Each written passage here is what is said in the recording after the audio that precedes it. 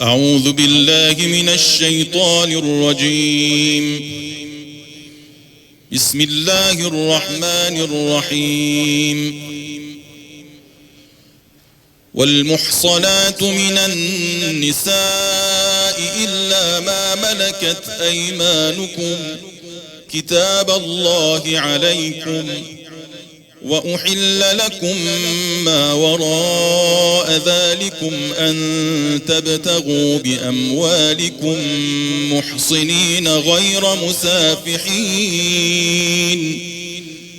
فما استمتعتم به منهن فآتوهن أجورهن فريضة، ولا جناح عليكم فيما تراضيتم به من بعد الفريضة، إن الله كان عليما حكيما.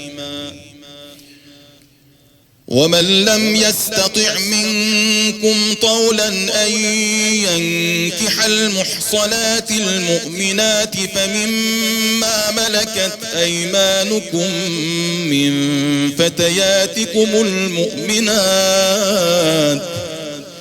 والله أعلم بإيمانكم، بعضكم من بعض، فانكحوهن بإذن أهلهن وآتوهن أجورهن بالمعروف محصنات غير مسافحات ولا متخذات أخدان،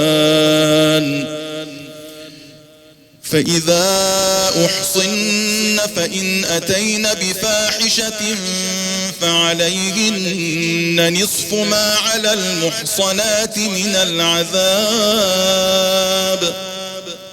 ذلك لمن خشي العنة منكم، وأن تصبروا خير لكم، والله غفور رحيم.